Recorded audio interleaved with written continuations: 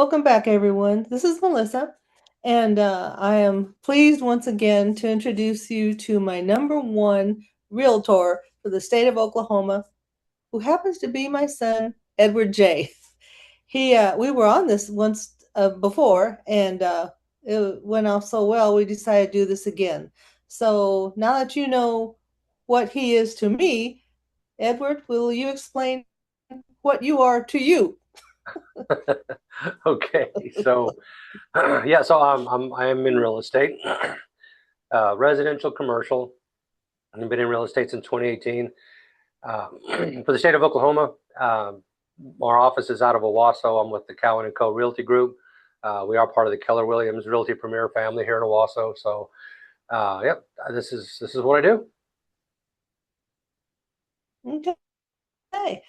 So I've picked out there again, this is for seniors or anybody else really, but because I'm a senior, this is, what I'm interested in.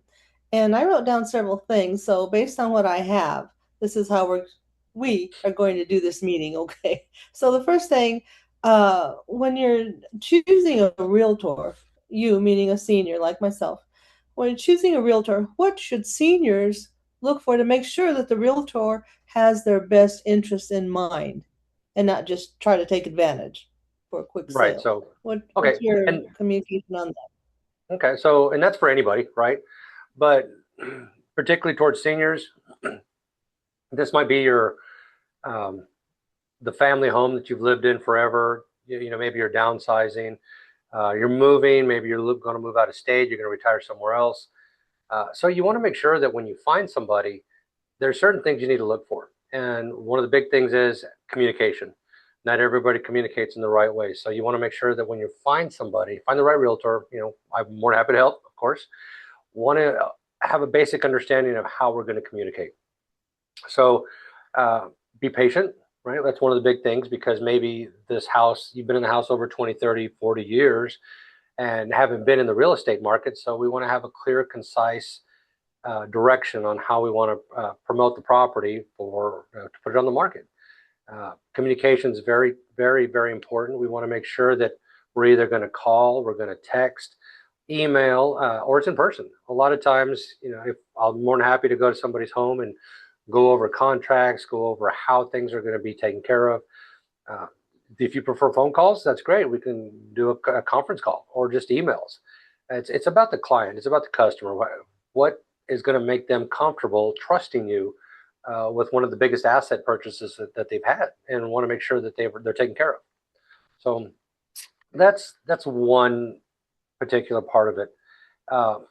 Excuse me. So the other part of it is what type of agent are you looking for? You look for experience and what type of strategy that they're going to do. And you shouldn't have to worry about them just presenting. Always have questions for them. It's an interview process. It's not just, hey, sell my house. Okay, let's go do this. You want to make sure that you can actually feel comfortable with this individual based on their experience, what type of marketing plans they're going to have. Like for myself, we walk the properties. We make sure that the the plan itself is engaged smoothly. So there's a marketing plan in place. We do pictures, we do video, we market locally, hyper locally. We advertise nationally. There's a huge benefit to working with a realtor that has your best interest at heart in how to market your property correctly. Look at past performance. One of the big things on past performance is, what have they done for other seniors? Have they been on the market very long? What's their experience, on the seller side, or what's their experience on the buyer side, so they know what the buyers are looking for. That's another part of it. So there's several things to look at, but those are some of the bigger things, and of course, problem solving. That I think outside of the strategy, the expertise is understand the strategy part of it, how to negotiate, how to solve problems throughout the process. Because it's going to happen. Nothing's perfect, never 100%, because you never know what's going to happen while the property is out on the market. So we always want to make sure that you have somebody that has those abilities to either solve those problems quickly or to negotiate on your behalf.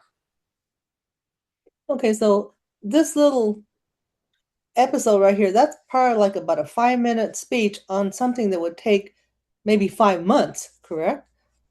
From Yes. start to So maybe finish. yeah, so it's not it's a very rare occasion that your property sells within a couple days. Typically you could be a month out. It depends on your the way the market is, interest rates, what type of this seasonal aspects. When's the best time to promote your property? We go through all these different scenarios just to give you an idea of how long it may take. It could be 30 days, could be 60 days, could be 4 months. But we want to gauge the expectations for somebody when they're trying to sell, because you never know how quickly somebody wants to sell. Maybe they're in a hurry. They want to move to Florida, or they're going to retire somewhere else and they just want to move out of the house. They've got another house that they're building.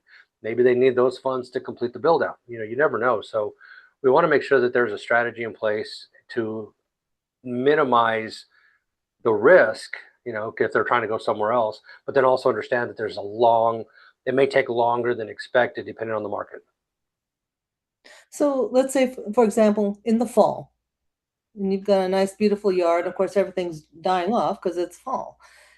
And I decide I want to want to move, but things don't look as pretty in the fall and winter as they would do in the spring and summer. Yeah. So if a realtor, excuse me, if a senior like myself doesn't have an urgency to sell the home, is it best to try to wait for when we can pretty up the house outside for curb appeal versus just, you know, try it now and see what happens? What's been the average take on that?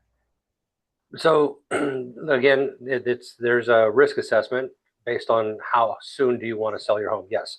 So if you're not in a hurry, and let's just say the curb appeal, let's focus on that one. So that's part of the process when we go to the home and do essentially an inspection of the property, a walkthrough.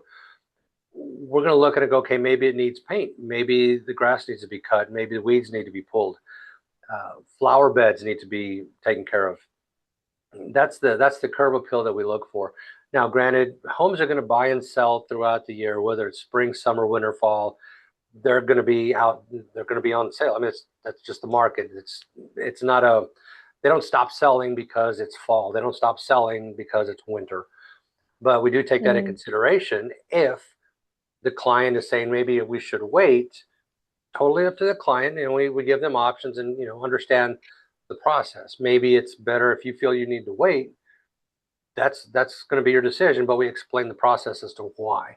Are you going to wait because the season, or are you waiting because maybe you want to do some cleanup of the property a little bit? And we go through that process in the beginning too, just to understand if we go on the market now, this is the expectations we have throughout the term of the contract to sell the property. So that's another thing too. For example, I know when we bought our house many years ago, it when it everything was rolling just hunky dory, everything is fine. We weren't really in that much of a rush, but we wanted to stop renting, so we found this place. And when it got time to the inspection, the inspectors found that underneath the home that we might need to, do a couple little supports under there, so on and so forth. So now that kind of, put the stop to the process until that. Now, of course, this has been a long time ago, and I don't remember exactly how that happened, but uh, going forward, since things are so much more expensive now, can that be uh, de added to, I guess, the expense, not added to, but deducted from the homeowner's profit? Or do you pay for something like that as a realtor, one of your team members, and then we pay them? How does that work for any type of major repair pre-sale? Okay. Does that make So, sense? What I'm yeah, saying? so a couple of things. Of course, the walkthrough, we can do a pre-inspection, and we've got inspectors that do that. Kind of give an overall inspection of the property, what needs to be fixed, what needs to be replaced, things of that nature. So if something does come up prior to putting it out on the market, that's a conversation we have, saying, okay, let's just say the flooring needs to be replaced, or the roof needs to be replaced, or something along those lines. We can say, okay, it's going to cost X to replace the roof. and you can choose to or not. It's all totally up to the owner of the property. But with that decision comes a variable of how the property is going to be promoted. So if the roof needs to be replaced, and we know it needs to be replaced, that's part of the disclosure saying, okay, it's an older roof. We kind of know it's going to need to be replaced. Maybe we get ahead of the game and get a price, a quote on what it costs. So somebody shows up, buyers come in, they bring their own inspectors, and they all of a sudden they realize the same thing we knew, that the roof needs to be replaced. So that comes into the negotiation process through the TRR, and that's part of the inspection negotiation part of it. So let's just say the roof's going to cost 20,000. That's just a round number, 20,000. So we knew that ahead of time. So we adjust accordingly, saying, okay, if we know we're going to put this house on the market for 250,000, and we know that the roof needs to be replaced, and we also have a quote saying it's 20,000. We can come up with some concessions to say, okay, well, maybe we take that 20,000 off the asking price, or it gets paid at closing depending on the roofer that you use. And I've got a roofer that he'll put a roof on and gets paid at closing. So there's some negotiating there just to give an understanding of what those fixes are. We either fix it prior to listing, or we understand that it could be found through the inspection process from the buyer, and then we negotiate at that time. Okay, so now let me ask you, this is one of my last questions that I have for you for today. Let's say, and I'm not talking about you, but I have another relative that's a realtor, okay? And more than a friend, a relative, I mean, and I think I can trust this person. So because this person isn't a relative, is that a smart choice? I mean, just because it's convenient for me, versus picking out a realtor from out of the blue, okay? It's tempting, but are there pros and cons for doing something like that? Does that make Both. sense? Yes, and there's both. Because it's a family member, there's more of an emotional attachment for the realtor to sell the home. A little bit more pressure on that person to get the highest and best offer possible. Maybe under the gun, to on the negotiation side there, I don't want to lose all this money for my client who happens to be my uncle, my mom, my sister, my brother, or somebody, a relative, because if I fail, makes holidays a lot awkward for Thanksgiving and Christmas, right? When you go to somebody Mhm. else's house and know you screwed up, on the sale of their home. So there's that aspect of it. And then again, I've lost clients because they decided they wanted to give a relative a try, give them an opportunity because they were new, and that's fine. If things, I know, I don't take it personal. I just let them know, look, if something falls through the cracks, if it doesn't work, I'm here to help. I just don't want them to lose the opportunity of selling their home because they have a realtor that doesn't have the experience, or lets the emotional side of it get in the way. Because at the end of the day, for us, there's an emotion to it. Don't get me wrong, there's always going to be an emotion to it. But for us, we minimize that by understanding we try to get the best and highest value of the property for our clients, with consideration for what needs to be fixed. If it's an as is property, if it's move in ready, whatever it may be, we set those expectations ahead of time. So that way there's no second guessing on what could be out there because we've already talked about it.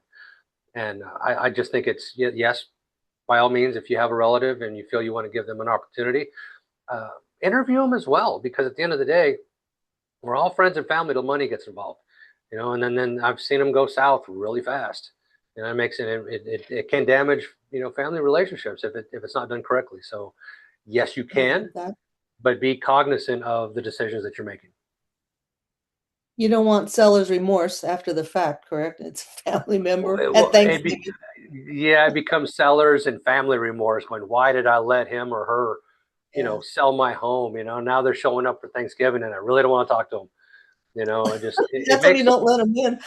yeah, don't invite them anymore, right? Just Oh you my, don't want that part of the business to affect yeah. family, because once that sale's over, good, bad, or indifferent, that's going to be talked about for a while, and it's going to affect those family, gatherings.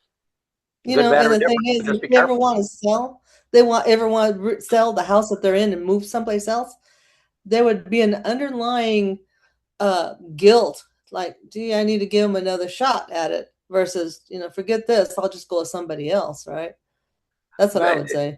yeah, and it's based on a risk assessment. You know, how much of an opportunity you want to give somebody when it affects you financially, you with the asset. You know, that's your home.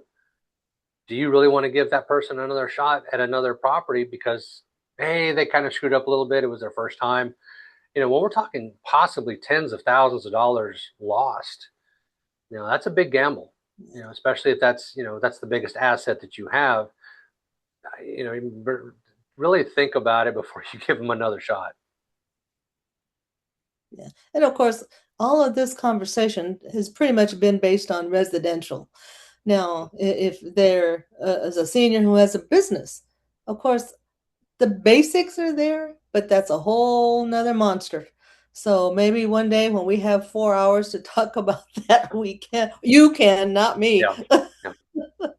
Yeah. Anyway, Yeah. Retiring with a commercial property or portfolios of residential properties, investment properties, rental properties, that is a whole nother, yeah, asset class, if you want to call it that, as opposed to selling your primary home. yeah. It's different than selling, your portfolio because you're wanting to retire. Yeah, it's a totally different conversation. Okay. Well, again, this has been a good one. Hopefully we'll have another one here pretty quick. And Yep. for all of you out there, I'll have a couple of links somewhere in my video as to the next ones that are coming up. And Edward, this has been great. So hopefully we'll see you again soon. All right. Thanks for Thank you having me. for being Appreciate it. here. All right. Thank you very much. Bye.